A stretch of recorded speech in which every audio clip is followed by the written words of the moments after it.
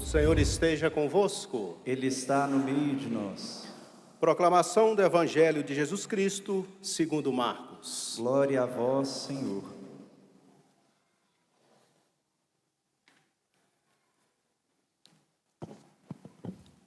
Alguns dias depois, entrou Jesus de novo em Cafarnaum. Logo se espalhou a notícia de que ele estava em casa.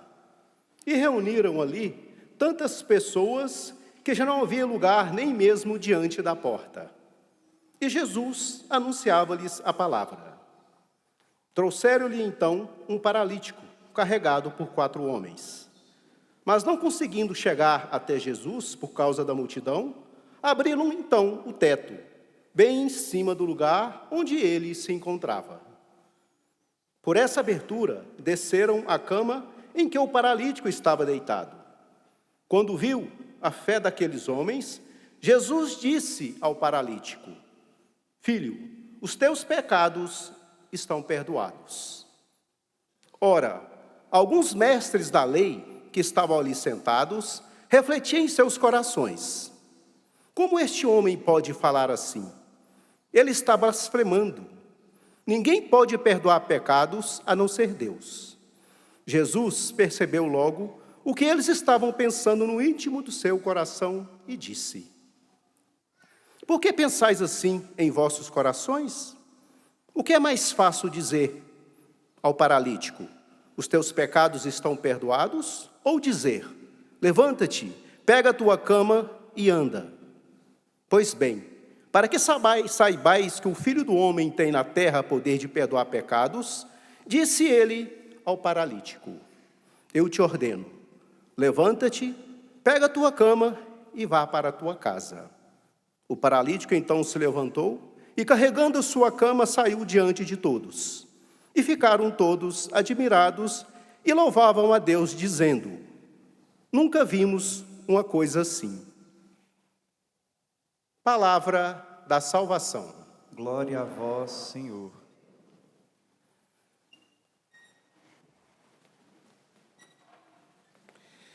Reverendíssimos Padre João, Padre Eugênio, Diácono Márcio, queridos irmãos e irmãs, estamos lendo esses dias o primeiro livro de Samuel. Ontem víamos a terrível derrota que Israel teve de sofrer, porque ao invés de se converter, levou a Arca da Aliança para a luta e assim, tratando-a como um objeto supersticioso que lhes daria a vitória, acabaram por perder 30 mil homens e a arca foi recuperada. Ou melhor, a arca foi sequestrada pelos filisteus. Ora, depois de uma situação tão complicada que envolvia, de um lado, a corrupção sacerdotal no santuário de Silo, depois 2 batalhas, o sequestro da arca, o povo, através dos seus representantes, dos seus anciãos, se reúnem e fazem uma proposta a Samuel. Eles dizem: olha, tu estás velho, teus filhos não seguem os teus caminhos, por isso estabelece sobre nós um rei para que exerça a justiça entre nós, como se faz em todos os povos. Essa mesma proposta aparece muitas vezes em nossas vidas. Quantas vezes nós não escutamos algo do tipo: você é velho, você não entende o meu problema, a minha geração, você é de um outro tempo. Depois, teus filhos não seguem os teus caminhos. É uma realidade com a qual nós todos precisaremos lidar mais cedo ou mais tarde. Quantas vezes os pais são católicos e os filhos não querem seguir os mesmos caminhos dos pais quando crescem. Lamentavelmente, é um quadro real com o qual nós precisamos realmente nos acostumar e para ele estar preparados. Por isso estabelece sobre nós um rei. Vejam, há um salmo, Salmo 117, que diz: uns confiam nos carros e outros nos cavalos. Nós, porém, confiamos no Senhor e por isso não seremos derrotados. Aqui é exatamente o contrário desse versículo. Toda a confiança depositada num homem desconhecido, numa figura que supostamente exercerá autoridade, numa instituição que por si mesma é vazia, estabelece sobre nós um rei para que exerça justiça entre nós. Toda voz sedutora do mundo aparece como salvadora e como justiceira. E aí nós escutamos sempre aquelas palavras: não, lá eles me entendem. Lá ninguém me julga. Lá ninguém me despreza pela escolha que eu fiz. Lá me acolhem. Então eu vou para lá. Ou seja, soluções humanas, respostas humanas, que nós escolhemos em nossa rebeldia, mas que não solucionam nada. Mas a última frase é a mais reveladora. Para que exerça justiça entre nós, como se faz em todos os povos. Às vezes a nossa família tem que escutar esse tipo de reclamação. Por que a nossa casa é diferente? Por que nós não somos como as outras famílias? As outras famílias não vão todos os domingos à missa. Por que a nossa precisa ir? As nossas famílias são diferentes das outras, porque nas outras famílias cada um faz o que quer. E aqui na nossa não. Na nossa existe uma função paterna, uma função materna, existe uma função filial. Por que nós não seguimos o mesmo modelo das outras famílias? E nós precisamos nos dar conta que, de fato, graças a Deus, as nossas famílias não são como as outras, não devem ser como as outras, porque as nossas famílias não são as outras, elas são aquilo que Deus quer que elas sejam. Pela sua palavra. Nós não estamos aqui para seguir modas, ou para seguir uma onda qualquer. Nós estamos aqui para fazer a vontade de Deus. Nós queremos que Ele reine sobre nós, que Ele seja o Senhor do nosso lar, da nossa casa, da nossa família. Versículo 6, Samuel não gostou quando lhe disseram: dai-nos um rei para que nos julgue. E invocou o Senhor. Veja, Samuel não gostou. Mas ao invés de ele bater boca, dele dizer: olha, eu não gostei do que vocês propuseram, não. Isso que vocês estão falando me feriu, me magoou. Ao invés de ele dizer, ele calou. Invocou o Senhor. Sabe, talvez você esteja querendo intervir de um modo humano, quando o que Deus pede a você é silêncio e oração. É que você vá aos pés dele. É que você desça à presença dele. Porque, do teu ponto de vista, já foram esgotadas todas as alternativas. Só resta agora a oração. Nós precisamos entender que a oração, ela não é o último recurso. Na verdade, ela é o único recurso que nós temos, porque não há ser humano que possa mudar a vontade de um homem desde dentro. Só a graça de Deus pode quebrar um coração duro. Só a graça de Deus pode converter um homem e fazer com que ele olhe para o fim, para ele. E quando nós oramos, nós agimos sobre o fim.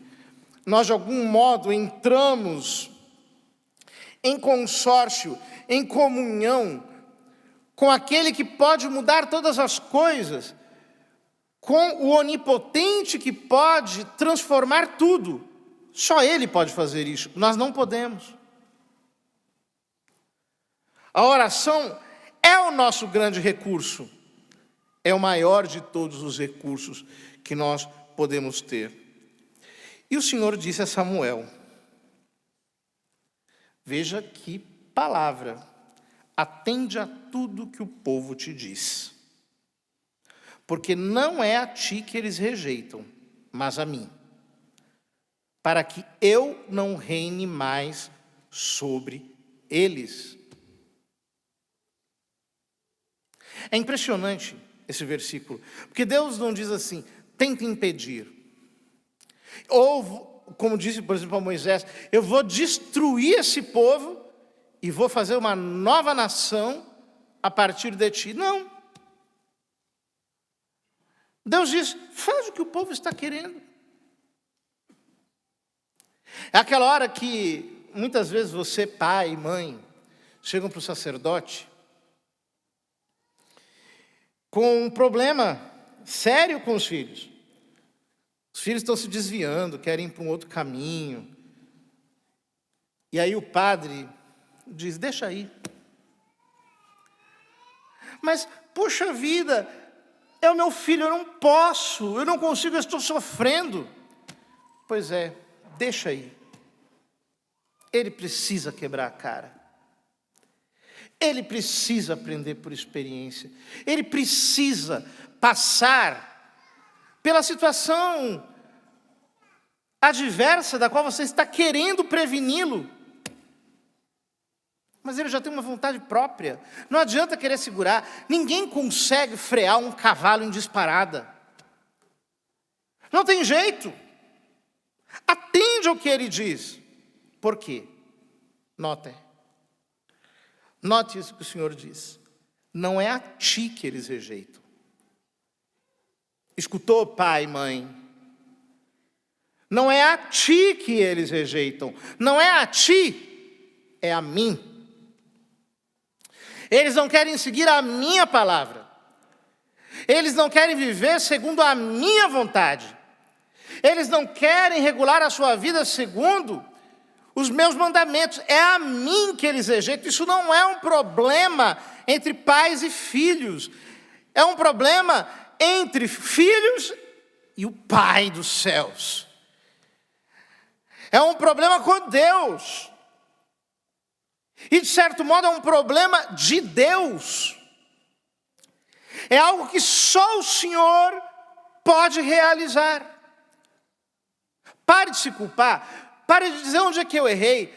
Pare de dizer, meu Deus, eu fiz o melhor que pude, mas mesmo assim o meu filho não quis. Escuta, ele é livre. Ele é livre. Todas essas culpas são fantasias do diabo. Você fez o que você pôde. Você fez o que você deveria ter feito. Você fez o melhor que você pôde. Porém, a vontade é uma maquininha que só se abre por dentro. Ninguém consegue mover a vontade do homem desde fora. Não dá. O problema não é você. O problema é que eles não querem seguir a Deus, não querem servi-lo, não querem que ele reine. Samuel transmitiu todas as palavras do Senhor ao povo que lhe pediram um rei e disse. Aí vem um momento em que Samuel vai fazer aquilo que todo pai e toda mãe fazem, que é acabar com as fantasias do filho. Acabar, vai tentar tirar a ilusão do coração do povo. São 3 as ilusões que aqui Samuel aponta. Em primeiro lugar, estes serão os direitos do rei que reinará sobre vós. Tomará vossos filhos e os encarregará dos seus carros de guerra, dos seus cavalos, os fará correr à frente do seu carro, fará deles chefes de 1.000, de 50 homens, e os empregará em suas lavouras, em suas colheitas, na fabricação de suas armas e de seus carros. Fará de vossas filhas suas perfumistas, cozinheiras e padeiras. Ou seja, vocês estão achando que o rei vai lutar por vocês? Vocês estão enganados. São vocês que vão lutar por ele. Vocês estão achando que vocês vão se afastar dos perigos porque haverá um rei que os defenderá? O rei é só um homem. Vocês é que vão morrer para defender esse rei. Quantas vezes um filho sai de casa, vai para o mundo e paga com a sua própria vida, paga com a sua própria saúde, paga com a sua própria integridade psicológica, perde anos e anos e anos, vivendo em função de algo que não acrescenta nada à sua vida, de companhias que apenas se servem dele, de alguém que foi bem criado, de alguém que foi bem educado, de alguém que tem princípios, para abusarem, para obterem as suas vantagens, os seus desfrutes, aquilo que mais lhes convém. Seu coração dói, você vê o seu filho sendo explorado, falindo, muitas vezes passando por situações terríveis, tendo que reiniciar muitas vezes do zero. Mas é isso. Se você está pensando que o rei vai te defender, você é que vai pagar com a sua vida para defendê-lo. Em segundo lugar, tomará os vossos melhores campos, vinhas e olivais e os dará aos seus funcionários. Das vossas colheitas e das vossas vinhas ele cobrará o dízimo e os destinará aos seus eunucos e aos seus criados. Tomará também vossos servos e servas, vossos melhores bois e jumentos, e os fará trabalhar para ele. Exigirá o dízimo de vossos rebanhos. Veja, essa é a exploração econômica. Porque é sempre assim. O pecado custa caro. Às vezes uma pessoa tem grandes dificuldades de ajudar em casa, mas para comprar uma bebida destilada, cara, para comprar um pouco de substância ilícita, cara, para participar de diversões caras, de noitadas caras, ele acha que está tudo bem. Ele abre o bolso mesmo. O diabo não tem pena de ninguém não, irmãos. O diabo não tem pena dos seus recursos, das suas finanças. Você trabalha, saiba, ele vai roubar tudo aquilo que você tem. Quando Jesus diz no Evangelho que ele veio para roubar, matar e destruir, ele não está brincando. É isso que acontece com as pessoas quando iludidas, elas vão mundo afora, rejeitam a Deus, dão-lhe as costas, vão pagar, inclusive com o seu bolso. Faz parte do jogo do pecado. O pecado é assim. É assim que ele funciona. E por último, Vós sereis seus escravos, naquele dia clamareis ao Senhor por causa do rei que vós mesmos escolhestes, mas o Senhor não vos ouvirá. O pecado, queridos, é escravizador. Às vezes a gente olha, né?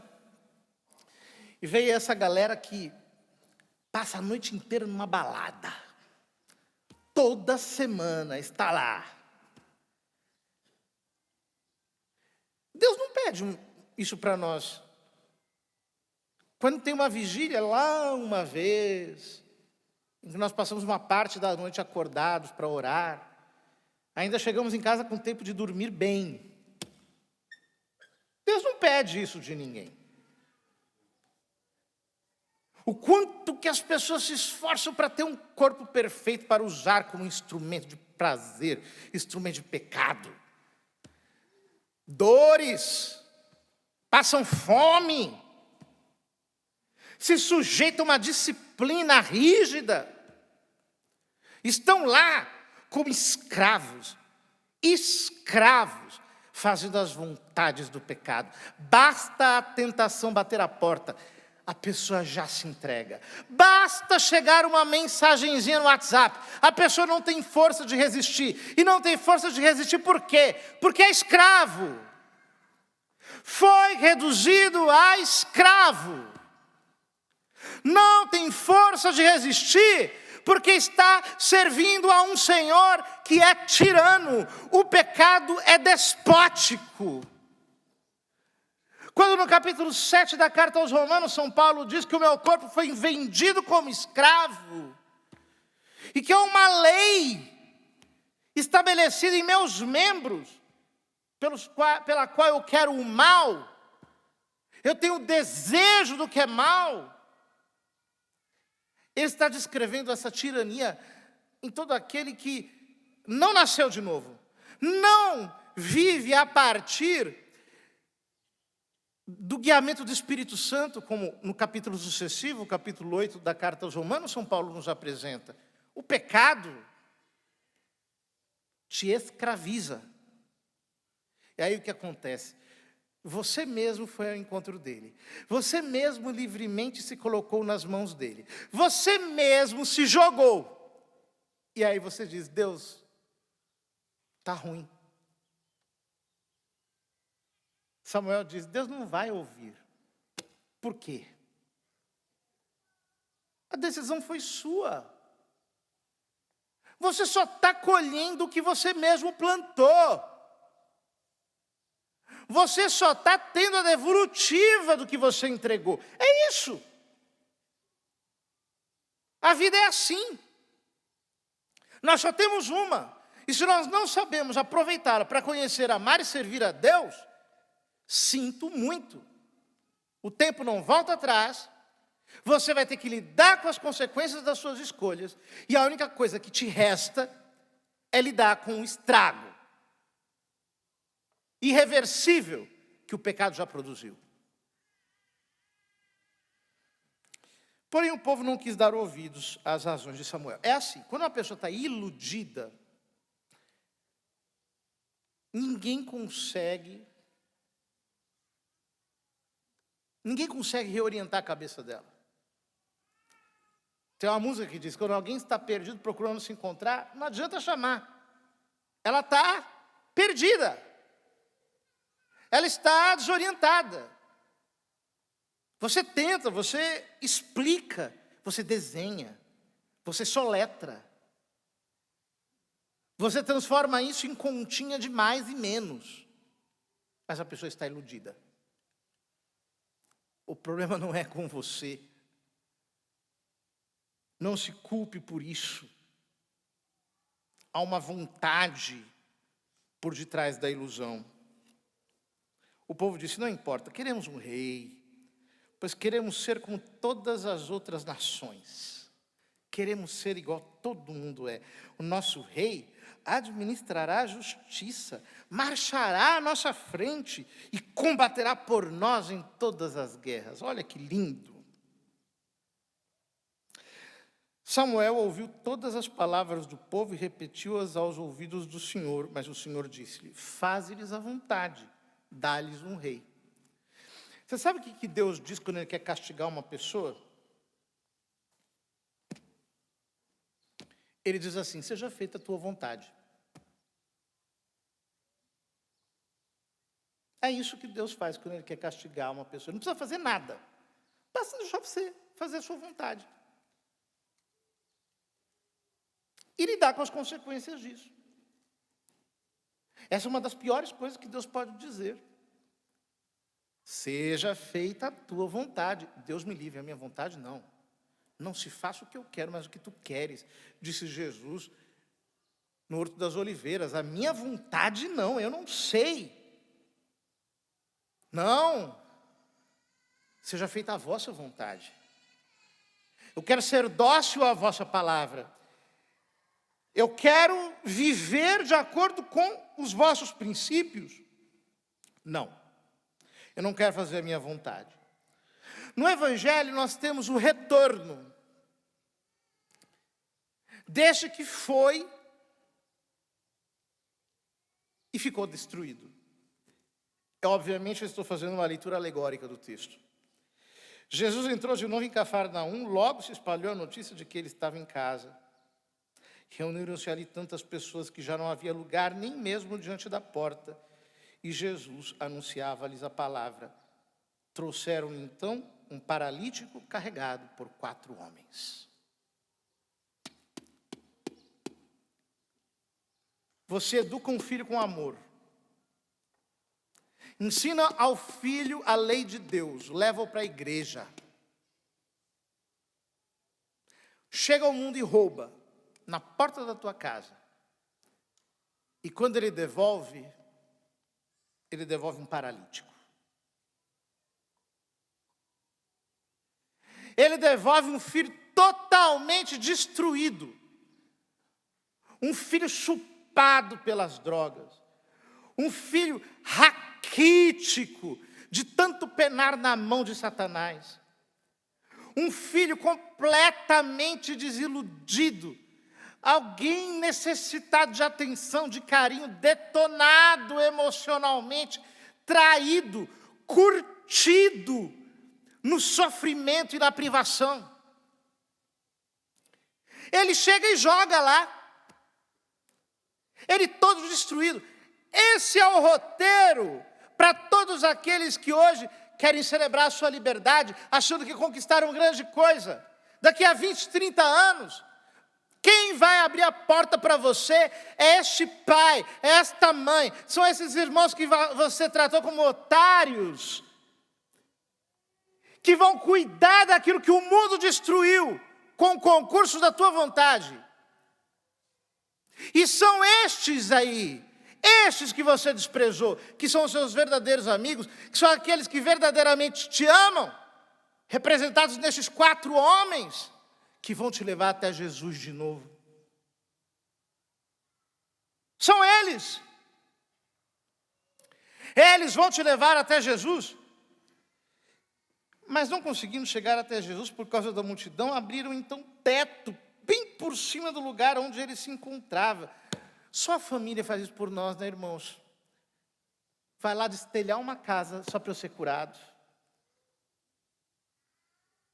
Vai lá fazer um corre desgraçado, pega a estrada, viaja quilômetros e quilômetros, perde dinheiro, perde recurso só para nos recuperar. Essa instituição que todo mundo por aí hoje em dia, nas universidades, nos meios de comunicação, dizem que é uma instituição obsoleta, fora de moda, uma instituição patriarcal, cruel, escravizadora. Só a família vai e chega a este ponto de até destelhar uma casa só para te colocar na frente de Jesus, diante da sua palavra. Por essa abertura desceram a cama em que o paralítico estava deitado. Quando viu a fé daqueles homens, Jesus disse ao paralítico: filho, os teus pecados estão perdoados. Quando viu a fé daqueles homens, O texto não diz que Jesus viu a fé do paralítico. O texto diz que Jesus viu a fé daqueles homens.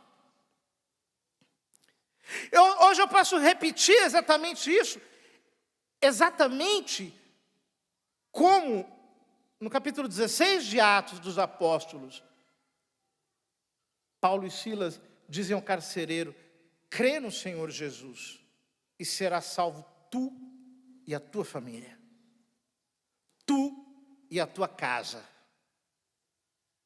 Você acha que Deus não está olhando para a tua fé? Você acha que Deus não tem uma aliança com você, um compromisso? Deus está olhando para a tua fé muito mais do que para os pecados do teu filho. Deus está olhando para o teu amor, para a tua devoção, para a tua fidelidade. Deus está olhando para a tua correspondência à graça. Deus está olhando para o teu compromisso com o Evangelho muito mais do que para os pecados dele.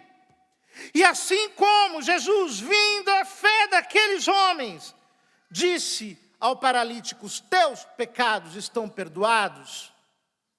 Ele vai dizer ao teu filho: os teus pecados estão perdoados, porque aqui há um pai e uma mãe que oram. Há um pai e uma mãe que colocaram os seus joelhos no chão e edificaram uma casa sobre a rocha. E as minhas promessas eu cumpro. Talvez os seus olhos não vejam, e talvez seja este o sacrifício que Deus te peça. Talvez eles não venham pelo amor, mas precisem ficar paralíticos para voltar. Mas saiba, o Senhor honra a tua fé. Eles vão voltar. Crê no Senhor Jesus e será salvo tu e tua casa. Os mestres da lei que estavam ali sentados refletiam em seus corações: como este homem pode falar assim? Ele está blasfemando. Ninguém pode perdoar pecados a não ser Deus. Jesus percebeu logo que eles estavam pensando no seu íntimo e disse: por que pensais assim em vossos corações? O que é mais fácil? Dizer ao paralítico: os teus pecados estão perdoados? Ou dizer: levanta-te, pega a tua cama e anda? Pois bem, para que saibais que o Filho do Homem tem na terra poder de perdoar pecados, disse ele ao paralítico: eu te ordeno, levanta-te, pega a tua cama e vai para a tua casa. Sempre tem um doutor da lei que fica nos julgando, né? Sabe aquela pessoa que diz assim: nossa, fulana criou os filhos dela na igreja, olha o que deu. Fulano, os filhos dele eram coroinhas. Ele serviu no ministério de música, eles iam à paróquia, olha o que deu. Olha o que eles vieram. Sempre tem um doutor da lei para nos julgar, sempre. Porém, Jesus Cristo é Deus e Ele tem poder de perdoar pecados. E Ele tem poder de fazer um paralítico andar. Ele tem poder para transformar um pecador em um santo. Ele tem poder de fazer com que um caminho todo cheio de acidentalidades, de feridas, de machucaduras, de contusões, Ele tem poder de fazer disso um caminho para o céu. Só Ele tem poder de fazer isso. E Ele tem prazer de fazê-lo, só para mostrar que Ele tem o poder de fazê-lo. Ele quer manifestar o poder dEle na tua vida. Ele quer e Ele vai. Se você crê e é fiel, nem que seja no último instante, Ele vai. O paralítico então se levantou e, carregando a sua cama, saiu antes de todos, e todos ficaram admirados e louvaram a Deus, dizendo: nunca vimos uma coisa assim. É isso que Deus pode fazer nas nossas casas. Pode fazer com que aqueles que estão do lado de fora digam: eu nunca vi. Deus fazer algo tão grandioso por causa da fé deste homem, da fé desta mulher. Onde era impossível, ele conseguiu. Mais uma vez, ninguém pode com esse Deus. Como é possível que seja assim? Mas foi até melhor que fosse assim. O Salmo responsorial é um salmo que ele nos ensina justamente a perceber que só Deus é capaz de transformar uma desgraça em graça. Quão feliz é aquele povo que conhece a alegria. Seguirá pelo caminho sempre à luz da vossa face. Pois sois vós, ó Senhor Deus, a sua força e sua glória. É por vossa proteção que exaltais nossa cabeça. Primeira leitura eu tinha acabado de falar aqui.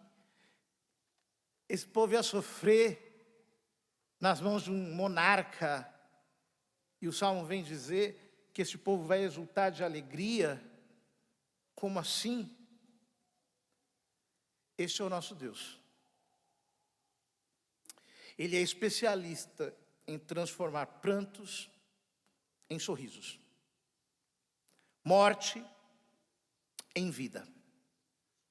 Pecado em salvação. E se Ele permite que temporariamente a vontade do homem seja cumprida, é para a sua disciplina, é para que ele aprenda que o pior caminho é o caminho da vontade própria, e que não existe melhor caminho do que andar debaixo de temor e reverência, obedecendo ao Senhor todos os dias da nossa vida.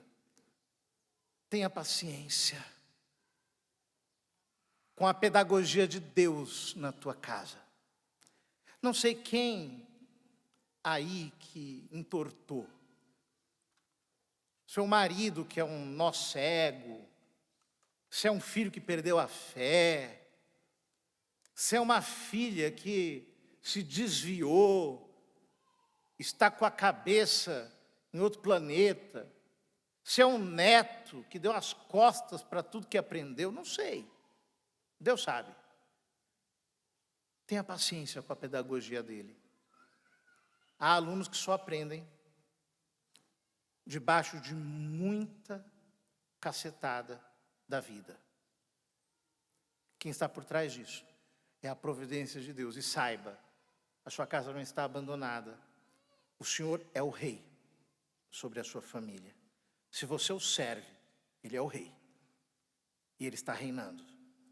E Ele fará com que todas as coisas cooperem para o bem, para que elas possam atingir exatamente o centro do seu propósito.